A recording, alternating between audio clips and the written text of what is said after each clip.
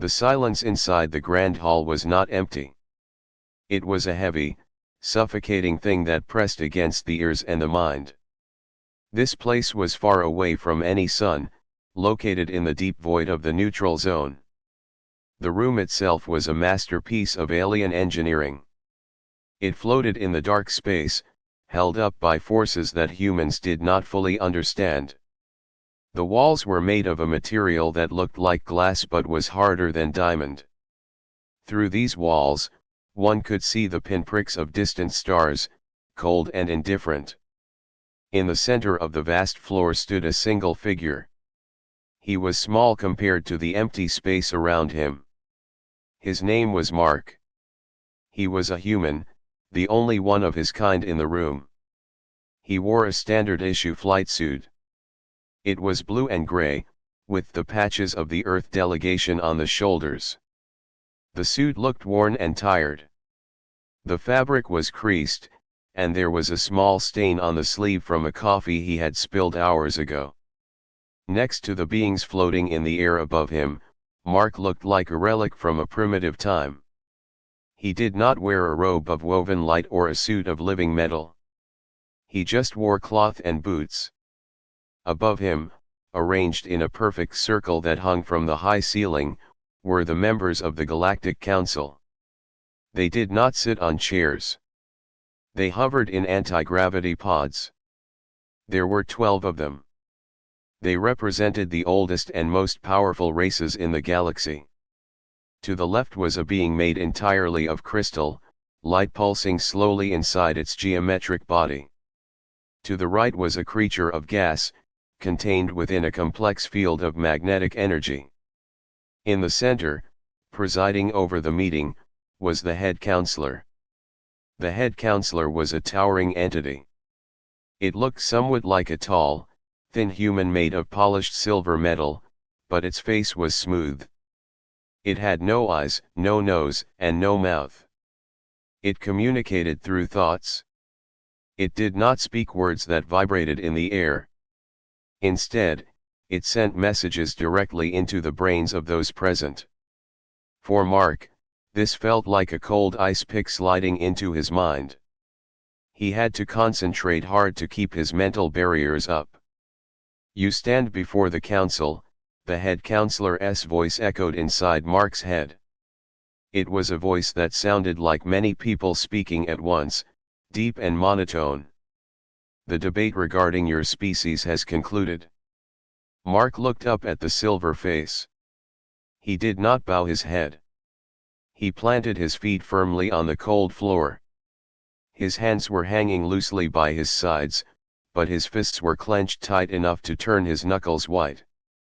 He had traveled for 3 months to reach this place. He had eaten terrible food and slept in cryosleep to get here. He was not going to leave without a fight. "I am listening," Mark said aloud. His voice was rough, but it did not shake. The sound of his spoken words seemed harsh and crude in the silent hall. The counselor raised a silver hand. "The Galactic Alliance values order. It values stability. For 10,000 cycles, we have maintained peace. We have removed chaos. We have ensured that civilizations follow the path of logic." The crystal being on the left flashed a bright red color. A telepathic wave of distaste hit Mark. It was the feeling one gets when smelling something rotten. It was aimed at humanity. However, the head counselor continued, "The species known as human presents a problem. You are illogical. You are driven by emotions that we erased from our own histories long ago. You fight among yourselves over imaginary lines drawn on dirt.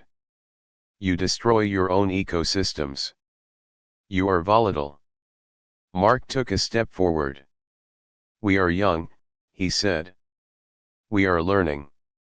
You cannot judge a child for stumbling when it is learning to walk."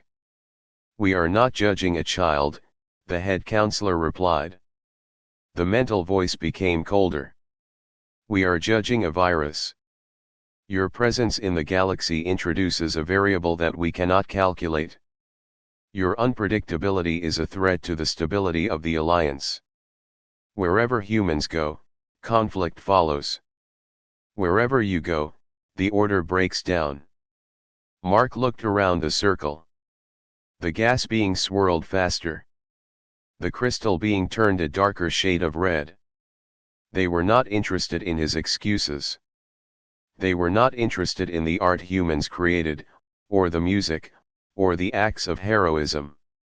They only saw the data. They saw the wars and the pollution. They saw a species that did not fit into their perfect, quiet grid. You fear us because we are not like you, Mark said. His voice grew louder. You have become stagnant. You sit in your perfect circle and do nothing. You haven't discovered anything new in 1,000 years. You just maintain the status quo. Humans, we push. We explore. We take risks. That is why we are chaotic. But that is also how we grow. Silence, the head counselor commanded. The force of the word made Mark's head ache. It was a command to his nervous system, forcing him to stop. The counselor floated higher. The vote has been taken. It was unanimous. The core systems agree. Humanity is not ready for the stars. Perhaps you never will be. The council condemns the human race to confinement. Mark felt his heart sink into his stomach. He knew what was coming, but hearing it out loud was like a physical blow. Effective immediately, the silver giant intoned, all human ships are ordered to return to the Sol system. The jump gates leading to Earth will be locked. A blockade fleet will be established at your border.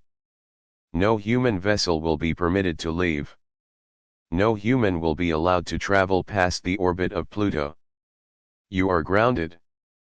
You can't do that, Mark said. He was shaking now, not with fear, but with anger.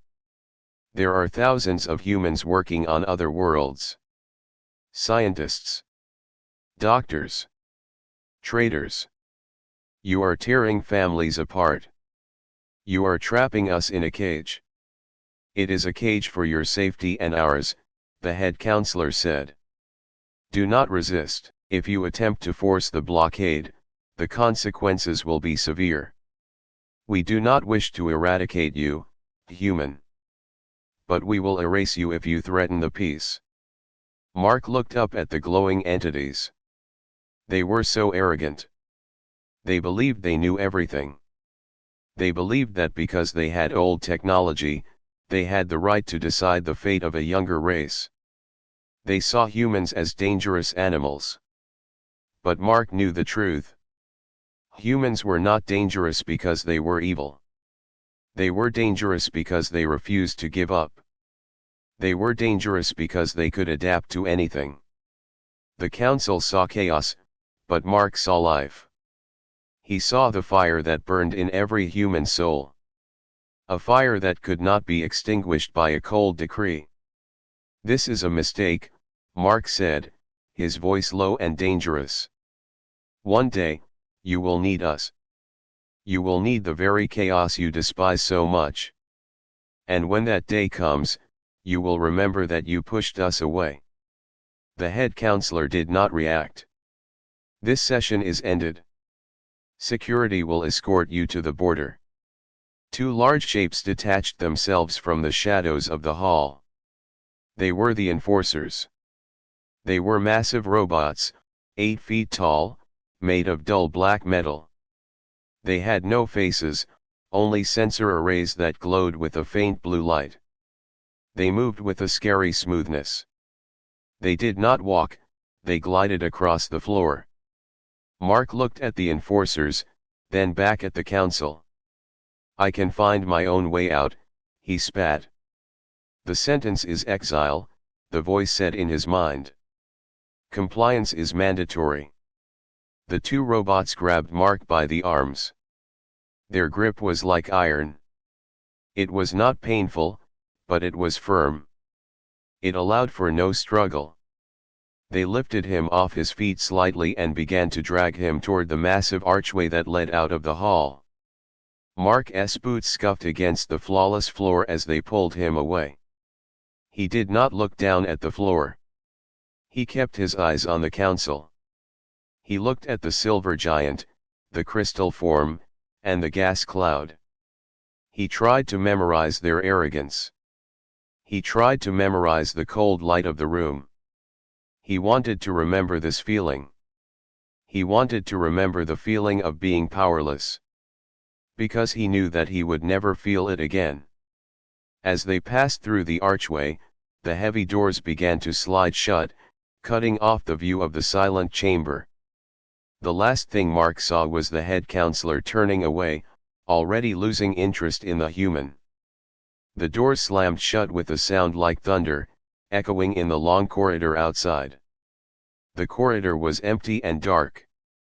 The enforcers continued to drag him down the hall. They did not speak. They did not care about his anger or his dignity. To them, he was just cargo. Mark let his body go limp for a moment, making it harder for them to drag him.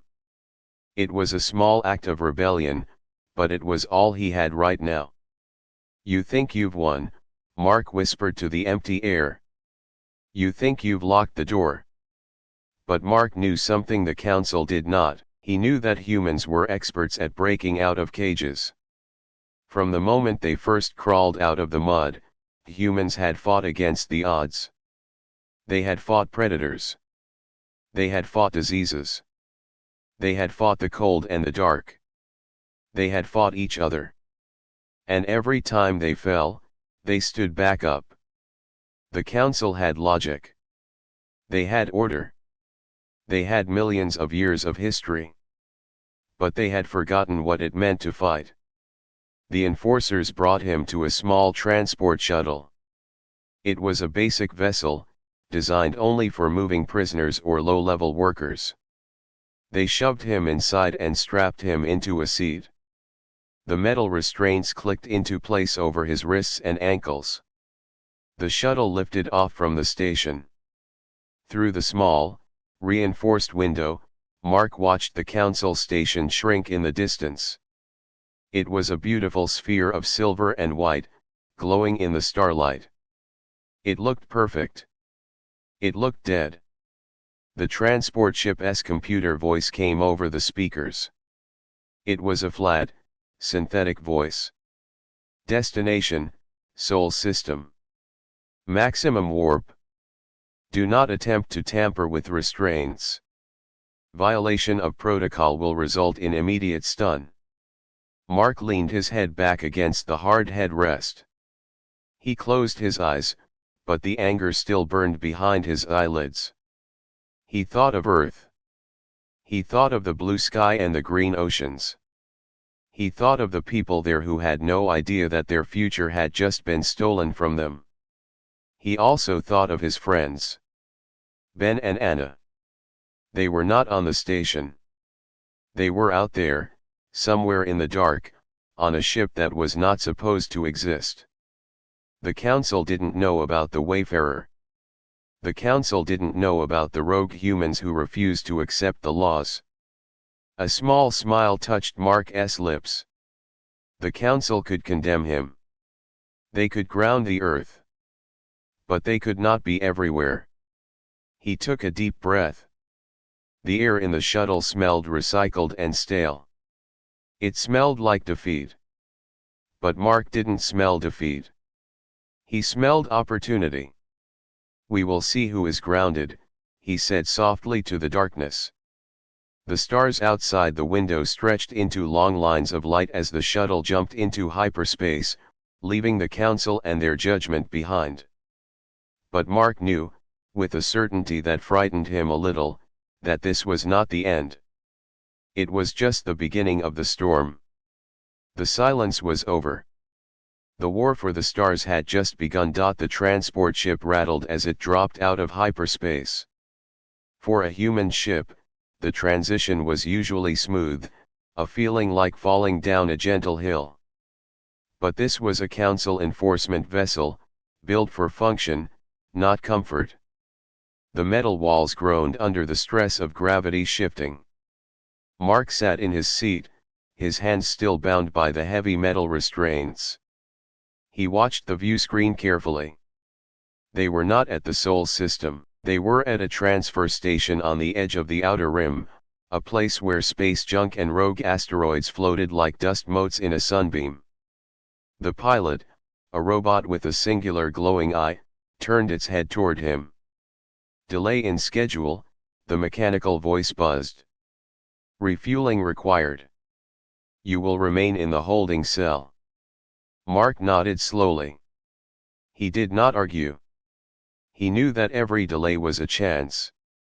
The robots left him alone in the holding bay, thinking that his restraints were enough to keep him contained.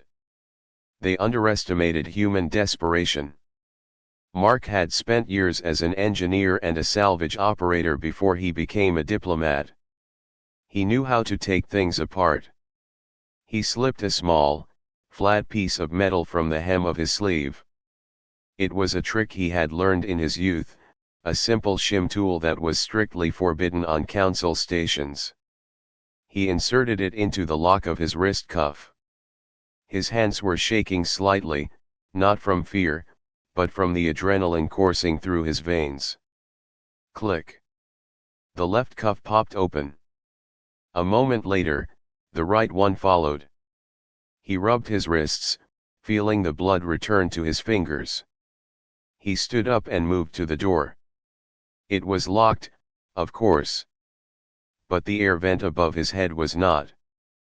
Humans were smaller than most of the council races. The vents were built for large maintenance drones, but a human could fit inside if they squeezed. Mark climbed up on the bench, popped the grill off, and pulled himself into the dark, metallic tunnel. He crawled through the tight space, ignoring the dust and the smell of oil. He could hear the hum of the station's systems around him. He was looking for a specific docking bay. He knew the schedule of the mining vessels. He knew that his friends were out here somewhere, operating under the radar. Finally, he peered through a vent grill into a busy hangar. It was a mess of cargo crates and fuel hoses. In the center of the chaos sat a ship that looked like it was held together by duct tape and prayers. It was the Wayfarer. It was a human ship, retrofitted with alien engines. It looked battered, with scorch marks along the hull, but to Mark, it was the most beautiful thing he had ever seen. He saw 3 people working on the fuel lines near the ship. One was a tall man with gray hair and a beard that needed a trim. That was Ben, the captain. Another was a younger man with grease on his face, tightening a bolt with a wrench. That was Roy, the engineer. Standing on the ramp of the ship, holding a tablet, was a woman with short, brown hair and sharp eyes. That was Anna. Mark kicked the grill out and dropped to the floor. The sound echoed in the hangar. The 3 crew members spun around, hands reaching for tools that could double as weapons. When they saw who it was, they froze. Mark Ben asked, his voice a mix of shock and relief. How in the galaxy did you get here? The council said they sent you back to Earth. They tried, Mark said, walking toward them with a tired smile. I had a connecting flight I decided to miss. Anna ran down the ramp and hugged him tightly. You idiot, she whispered into his shoulder. We saw the news. The vote. The exile. We thought you were locked in a cell on Earth. I was in a cell, Mark said, pulling back to look at them. But not on Earth. We don't have time for a happy reunion. I didn't come here to hide. I came here because we have a job to do. Ben wiped his hands on a rag and looked at Mark seriously. The council has patrols everywhere. If they catch us out here, especially with you, they won't just arrest us. They'll blow us out of the sky. We're nobodies, Mark. Just a salvage crew. We're not nobodies anymore, Mark said. We are the only ones willing to do what needs to be done. He turned to Anna. Is the map data I sent you still secure? Anna nodded and tapped her tablet. Encrypted and hidden. But Mark, it's crazy. That sector is deep inside the dead zone. The Council has it blockaded for a reason. The reason is what I need, Mark said. He walked up the ramp of the ship, his old friends following close behind. The interior of the Wayfarer was cramped and smelled like coffee and old wires. It felt like home after the sterile cold of the Council station. They are hiding something out there. Something big. If we find it, we don't just save ourselves. We change the game. Ben walked to the pilot's chair and started the pre-flight sequence. The ship rumbled to life, the lights flickering before settling into a steady glow. You know the odds, Ben said over his shoulder. We have one ship. No weapons. And we are going into the most forbidden part of space. Mark strapped himself into the co-pilot seat next to Ben. I know the odds. But humans have always liked long odds. Roy ran in from the airlock and slid into the engineer's station behind them. Engines are hot. We need to go, now. I saw a drone scanning the hangar. Hang on. Ben yelled. He pulled back on the controls. The Wayfarer lifted off the deck, the thrusters blasting a cloud of steam and dust. The ship shot forward, aiming for the open hangar doors. Alarms began to blare in the station, flashing red lights washing over the walls. Unidentified vessel, halt. A voice boomed over the station's speakers. They never listen, Anna said from the navigation station. Shields up.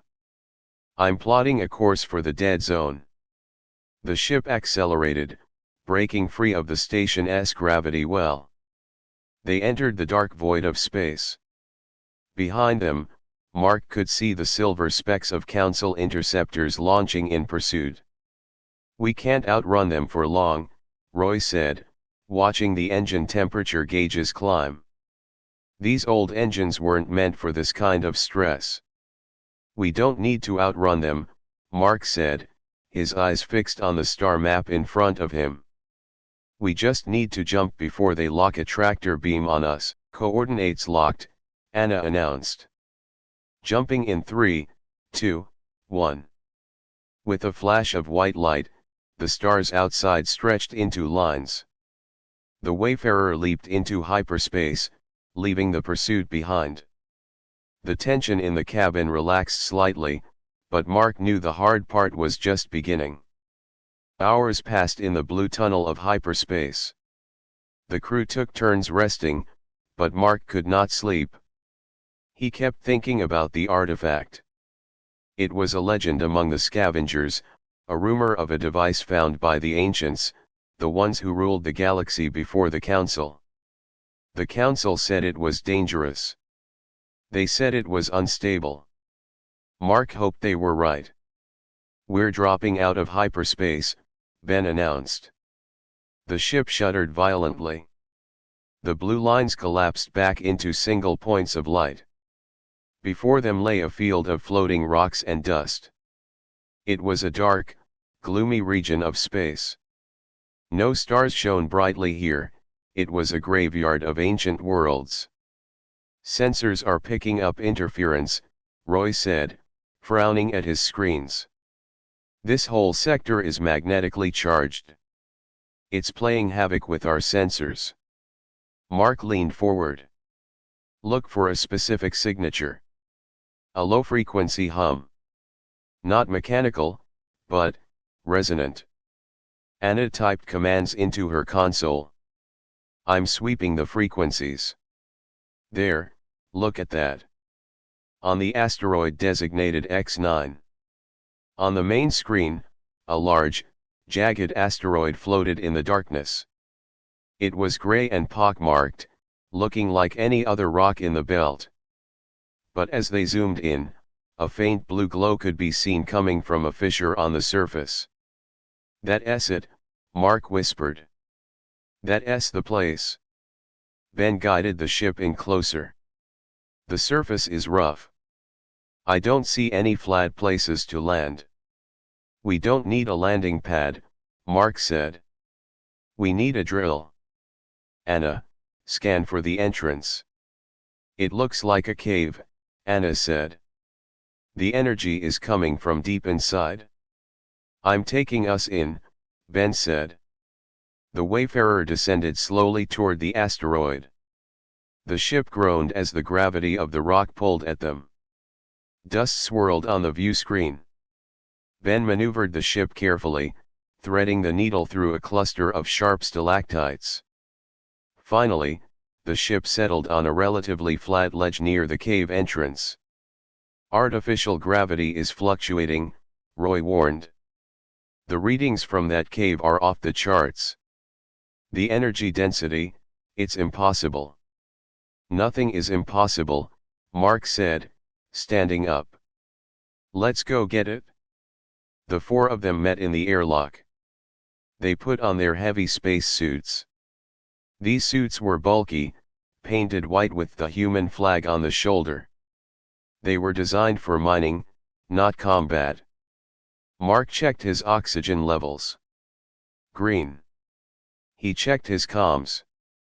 "Stay together," Mark said over the radio. "Watch your step. The gravity inside might be different."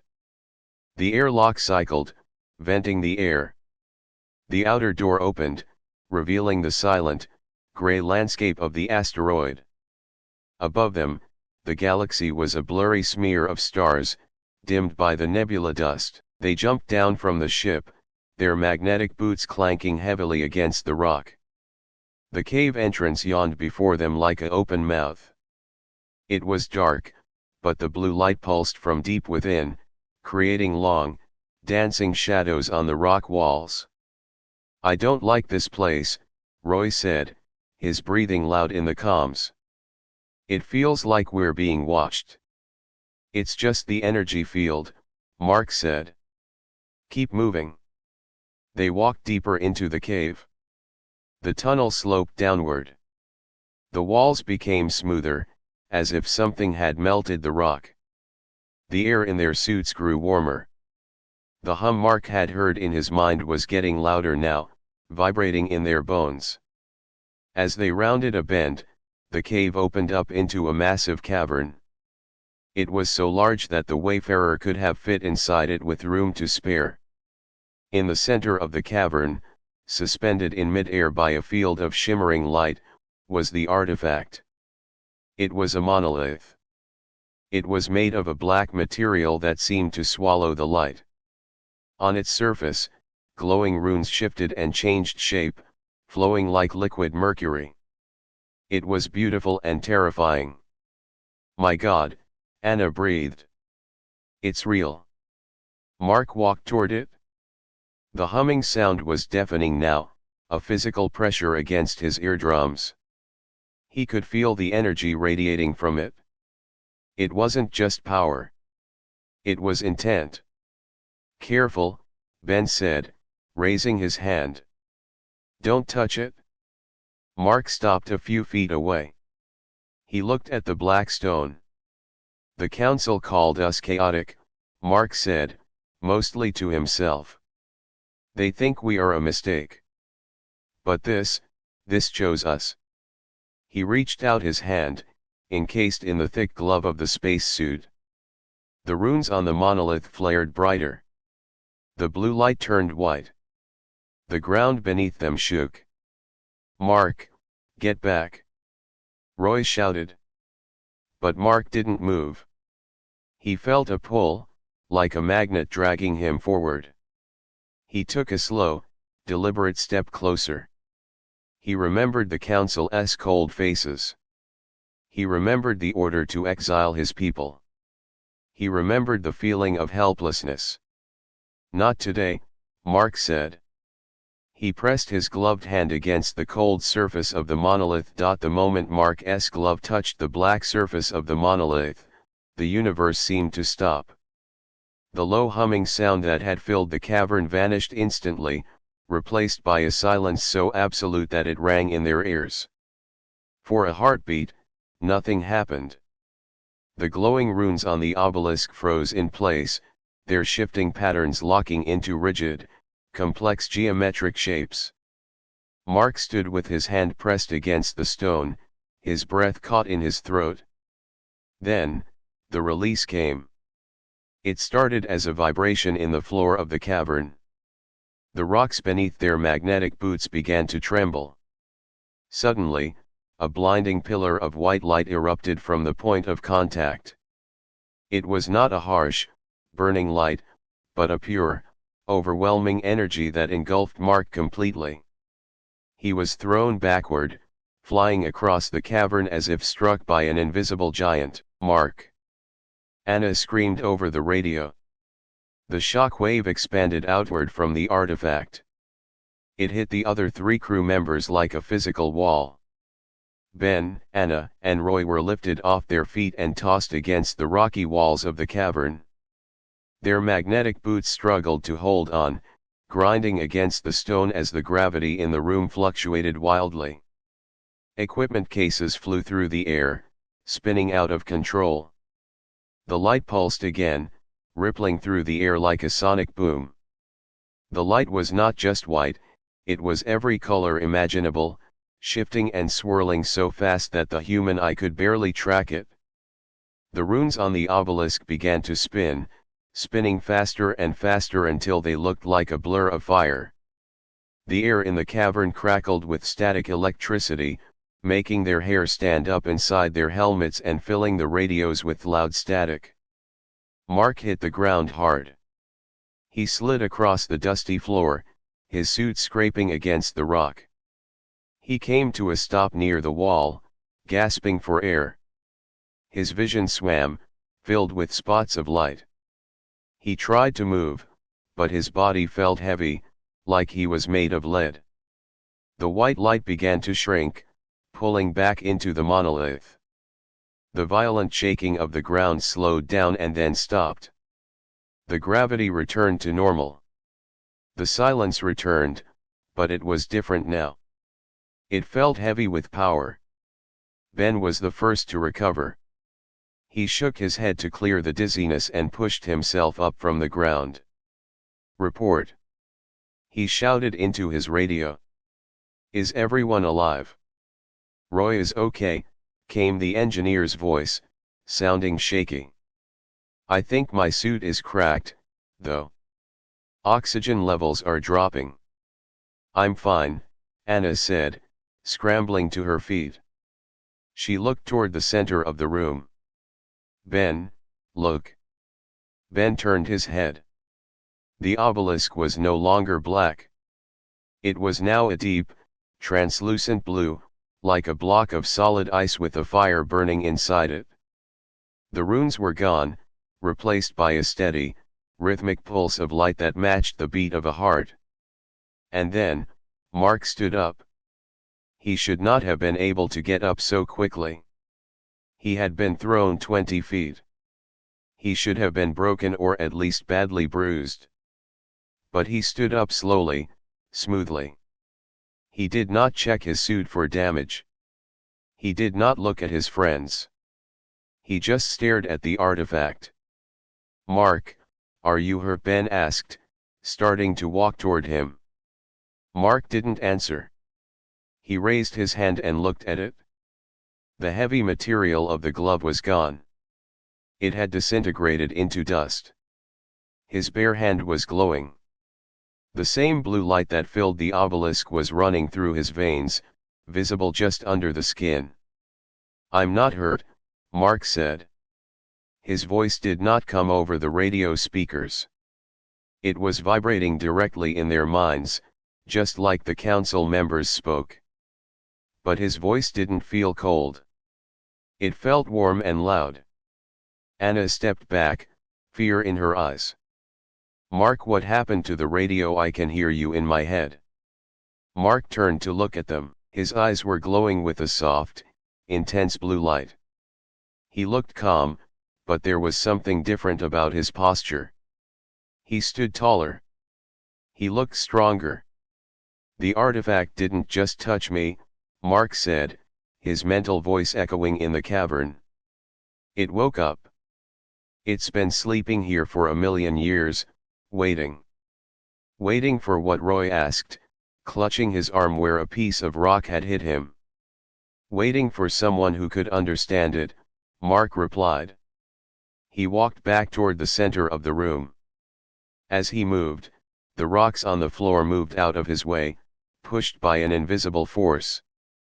The Council uses machines. They use logic and code.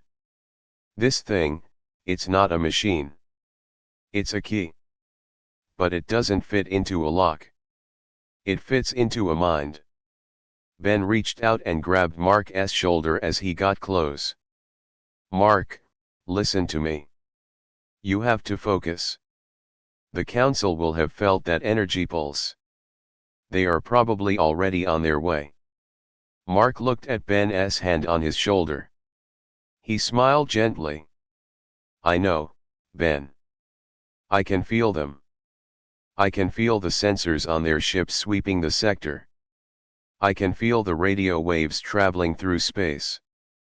It's noisy out there. He closed his eyes for a second, and when he opened them again, the blue light was brighter. The ancients built this device to protect the galaxy, but they realized that logic wasn't enough. Logic is static. Logic doesn't change. The universe changes. It's wild. It's dangerous. They needed a successor with the will to survive, not the desire to calculate. Mark looked up at the ceiling of the cavern. They wanted humanity. They wanted the chaos. Because chaos adapts. We need to get back to the ship, Anna said urgently. We can't talk philosophy here. We are sitting ducks. Mark nodded. You're right. We leave. Now. He turned and walked toward the exit of the cavern. The 3 crew members exchanged glances but followed him. They were terrified, but they also felt a strange sense of hope. Mark was not the same man who had walked into this cave. He felt like a force of nature. As they reached the tunnel leading out, the ground began to shake again. This time, it wasn't the artifact. It was an impact from above. They're here, Roy said, looking at his scanner. 2 Council destroyers just entered orbit. They're firing shockwave penetrators at the asteroid. Hurry, Mark commanded. He didn't run, but his stride was long and fast. The tunnel seemed to light up as he passed, the blue light from his body casting long shadows on the walls. Another explosion rocked the asteroid. Dust and small rocks rained down on them. The ceiling of the tunnel cracked. The tunnel is going to collapse. Ben yelled. Mark stopped. He looked up at the cracking ceiling. He raised both hands, palms facing upward. A transparent barrier of shimmering energy appeared above them. The huge rocks falling from the ceiling hit the barrier and bounced off, rolling harmlessly down the sides of the tunnel. Keep moving, Mark said calmly. He held the barrier with his mind while they ran underneath it. They could hear the roar of the asteroid tearing itself apart above them, but the invisible shield held. They burst out of the cave entrance onto the surface of the asteroid. The sky was lit up with explosions. The Council ships were attacking the surface, trying to destroy the cave and whatever was inside it. Lasers streaked down from the sky, vaporizing rock. The Wayfarer! Anna shouted. Their ship was pinned down by a hovering attack drone. The drone was firing warning shots at the ship's landing gear, preventing it from taking off. Ben and Roy pulled their mining tools, which doubled as makeshift weapons. We have to draw its fire. Ben yelled, aiming his plasma cutter. No need, Mark said. He walked past Ben, out into the open, ignoring the laser blasts hitting the ground around him. He looked directly at the drone. It was a sleek, silver machine, shaped like a hunter. It swiveled its guns toward Mark. Target locked, the drone's mechanical voice sounded over the open channel. Mark narrowed his glowing eyes. He raised one hand, his fingers curled as if he were holding a string. Sleep, he said. The drone froze. The lights on its hull flickered and went out. The hum of its engines died. The machine, which weighed several tons, dropped like a stone.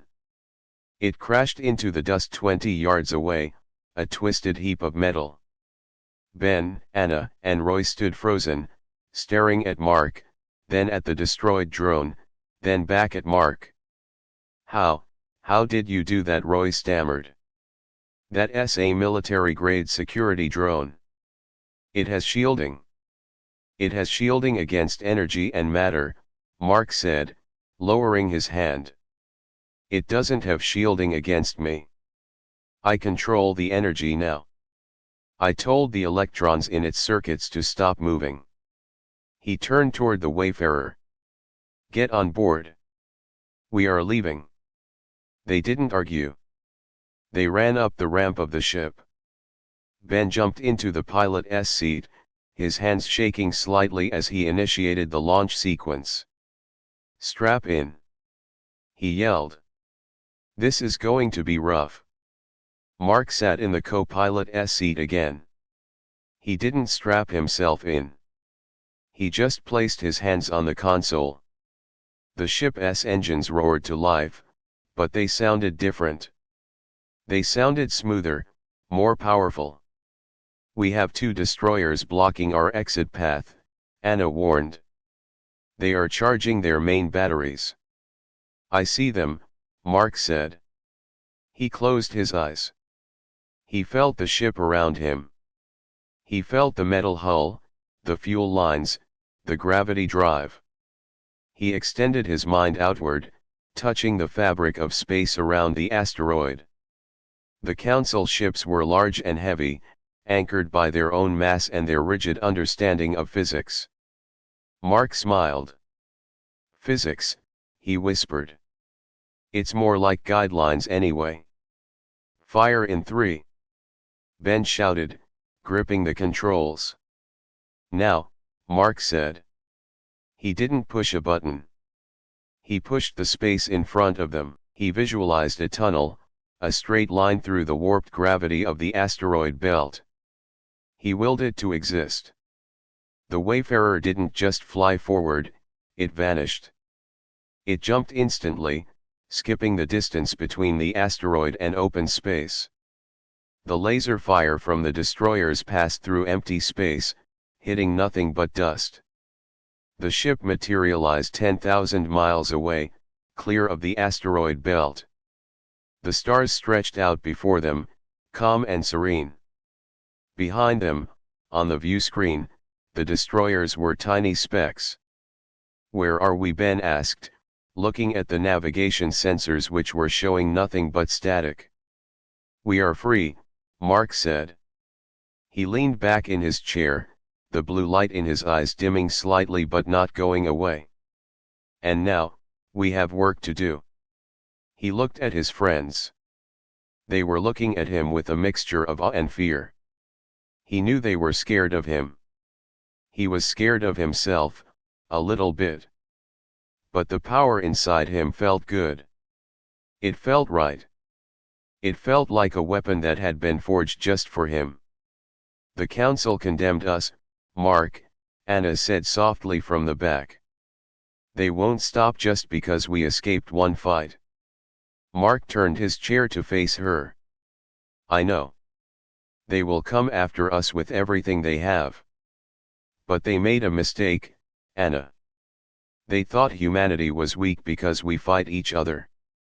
They didn't realize that fighting makes us strong. He stood up and walked to the window. "Set a course for the council station," he commanded. "Are you crazy?" Roy asked. "You just escaped from there. We can't go back." "We aren't going to surrender," Mark said, watching the stars. "We are going to negotiate. But this time, we aren't going to ask nicely." He looked at his hand. The blue veins still pulsed under his skin. The artifact was silent now, dormant inside his mind, but ready to wake up again at his command. He wasn't just a human representative anymore. He was the bridge between the past and the future. And he was going to make sure that humanity had a place in that future. "Engage," Mark said. The Wayfarer turned its nose toward the center of the galaxy. The stars blurred into lines of light as they accelerated toward the enemy. The journey back to the center of the galaxy was not like the trip there.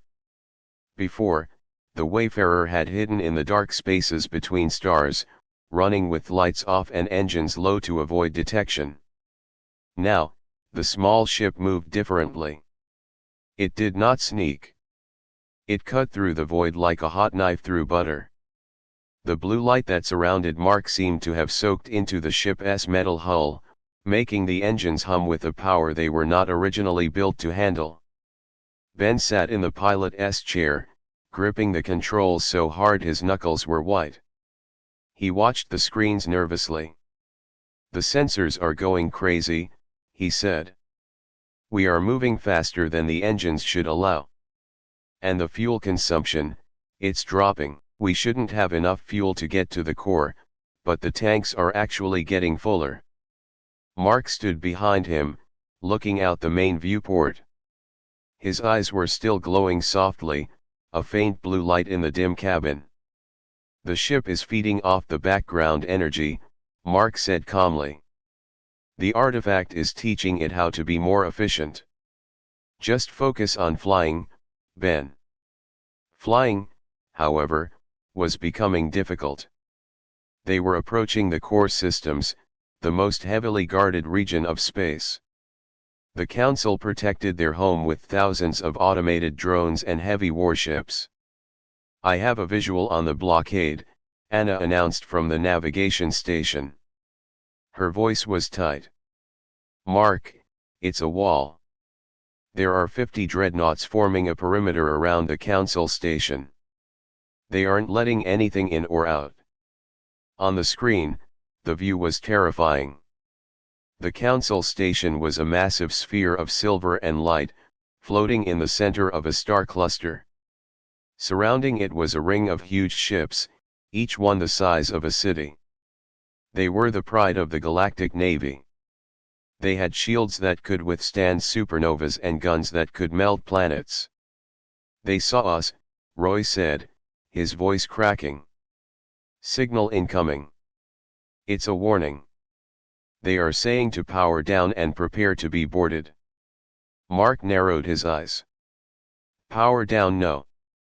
We have to do something," Ben yelled. "If we try to run, they will vaporize us." "That isn't a mining fleet out there, Mark. That is the High Guard." "Trust me," Mark said. He placed his hand on Ben's shoulder. "Keep flying straight toward the center. Don't deviate. Don't slow down." Ben looked at Mark, then at the screen showing the wall of enemy ships. He took a deep breath. "Okay. If we are going to die, we are going to die in style." The Wayfarer accelerated. The distance between them and the blockade shrank rapidly. On the bridge of the lead Council dreadnought, a commander made of crystal watched the tiny human ship approach on his monitor. It seemed like suicide. The human ship was small, rusty, and alone. "Inform the fleet," the commander thought to his subordinates. "Target the human vessel. Disable their engines. Do not destroy the ship yet. The head counselor wishes to question the pilot." 12 of the massive dreadnoughts turned their bow guns toward the Wayfarer. They charged their weapons. Red beams of light gathered in the focusing lenses, growing brighter and hotter. The space between the ships distorted with the buildup of energy. "They are firing!" Anna screamed. The dreadnoughts released their payload. 12 lances of red energy, each one powerful enough to split an asteroid in half, shot across the void. They converged on the Wayfarer. On the bridge, the crew shielded their eyes. There was no way to dodge. There was no way to survive. Mark did not shout. He did not run to a console. He simply raised his right hand, palm open toward the screen. He closed his eyes for a fraction of a second and visualized the space around his ship as water. He imagined the energy beams as solid objects hitting a stream. "No," Mark whispered. The moment the red beams were about to touch the Wayfarer's shields, the space in front of the ship rippled. It looked like heat haze on a summer day, but magnified a million times. The laws of physics bent. The massive beams of energy did not hit the ship. They curved. They slid around the Wayfarer as if it were a smooth stone in a river. The beams passed harmlessly by on all sides and continued into the deep space behind them. On the bridge of the Wayfarer, the crew stared at the empty space where the lasers should have killed them. The shields hadn't even flickered. How Ben breathed, his hands shaking. "I told you," Mark said, his voice vibrating with power. "They use math. I use reality." He lowered his hand and pointed a single finger at the lead dreadnought, the ship commanded by the Crystal Commander. "Your turn." Mark pushed his will outward. He didn't use a weapon. He used the artifact. He reached out with his mind and grabbed the gravitational field of the enemy ship. He didn't want to destroy it. He just wanted to stop it. He clenched his fist. In the void of space, the huge dreadnought suddenly shuddered. Its engines roared, trying to push forward, but the ship was locked in place. It was as if an invisible hand had grabbed the front of the ship and the back of the ship and was pulling in opposite directions. The metal groaned under the stress. Then, Mark twisted his hand. The dreadnought spun. A ship that weighed billions of tons was tossed around like a toy. It slammed into the ship next to it. The impact was silent in the vacuum, but the visual was devastating. The two ships crumpled against each other, their shields flickering and failing. "One down," Mark said. He turned his attention to the rest of the fleet. They were panicking. The Crystal Commander was sending frantic telepathic signals, trying to coordinate a defense. But they had never faced an enemy like this. They were used to fighting ships with guns and shields. They were not used to fighting a man who could rewrite the rules of the battle. "Targeting all engines," Mark said calmly. He moved his hands in a complex pattern in the air. In space, the invisible force that Mark controlled lashed out. It struck the engines of the remaining 49 dreadnoughts. It wasn't a kinetic blast. It was a stasis field. Mark simply commanded the atoms in the engine cores to stop moving. The result was instantaneous. The bright blue exhaust from the engines vanished. The lights on the ships went dark. The huge blockade fleet, the most powerful military force in the galaxy, froze in place. They were dead in the water. The silence that followed was heavier than the silence of the Grand Hall. The Wayfarer glided through the middle of the frozen fleet, passing between two massive dreadnoughts that were drifting helplessly. On the bridge, Roy sat down heavily on the floor. "You beat them," he whispered. "You beat the whole fleet with one hand." Ben let out a laugh that sounded close to hysteria. "I didn't think we had a chance. I was ready to die." "We aren't dying today," Mark said. He looked tired now. The blue light in his veins was dimmer. Using that much power took a toll on his body. He leaned against the console for support. Anna, take us in. Dock at the Council Station main port. Are they going to shoot? Anna asked, her fingers hovering over the controls. They can't shoot, Mark said. And they are too afraid to try. The Wayfarer approached the massive silver sphere of the Council Station. The main docking bay was huge, large enough to accommodate cruisers. As the small human ship flew toward the opening, the blast doors began to close. The station's automatic defenses sensed an unauthorized vessel. Mark looked at the closing doors. He gritted his teeth and pushed his hand forward. The huge blast doors, made of thick reinforced metal, groaned. They stopped halfway, then slowly began to open again, forced by Mark's will. Docking permission granted, a robotic voice stuttered over the radio. It seemed even the station computer was confused. The ship landed gently on the polished floor of the docking bay. The hatch opened with a hiss of air. Steam rolled down the ramp. Mark walked down first. Ben, Anna, and Roy followed close behind him. They were met by a squad of security robots. These were heavier than the ones Mark had encountered before. They held long stun batons and had heavy shielding. They stood in a line, blocking the exit from the bay. Halt, the lead robot intoned. Surrender immediately. Mark didn't break his stride. He walked right up to the lead robot. The machine raised its baton to strike. Mark didn't dodge. He simply touched the robot's chest plate. Off, Mark commanded. The robot slumped forward, its systems fried instantly. The rest of the squad paused, their logic processors unable to compute the move. Move, Mark told them. The robots stepped aside. The path was clear.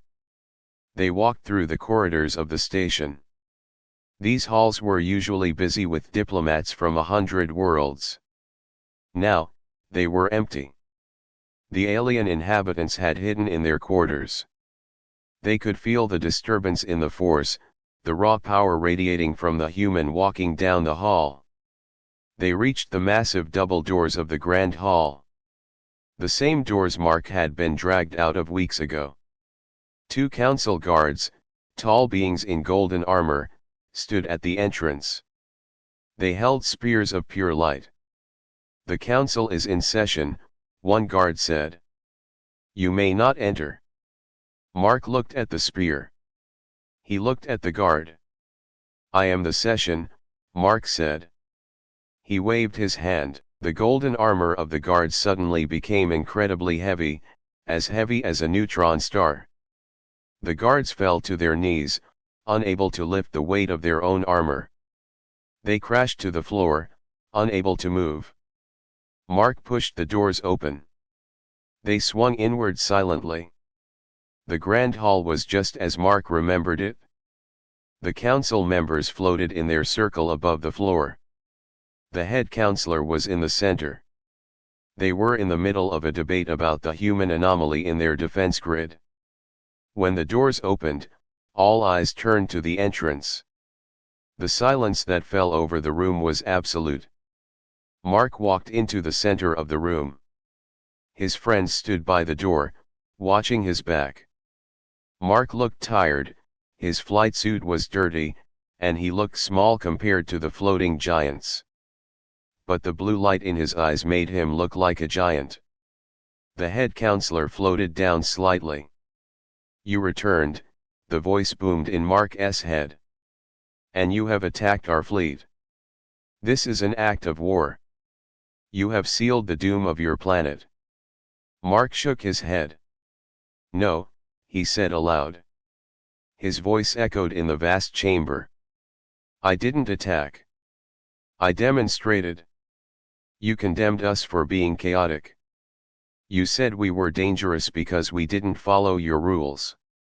Mark gestured to the wall, where a screen showed the frozen fleet outside. I just walked through your entire defense line. I stopped your ships without firing a single shot. I am here, standing in your most sacred hall, and there is nothing you can do to stop me. He pointed a finger at the silver giant. You fear chaos because you cannot control it. But today, the chaos is in control. And we are done asking for permission.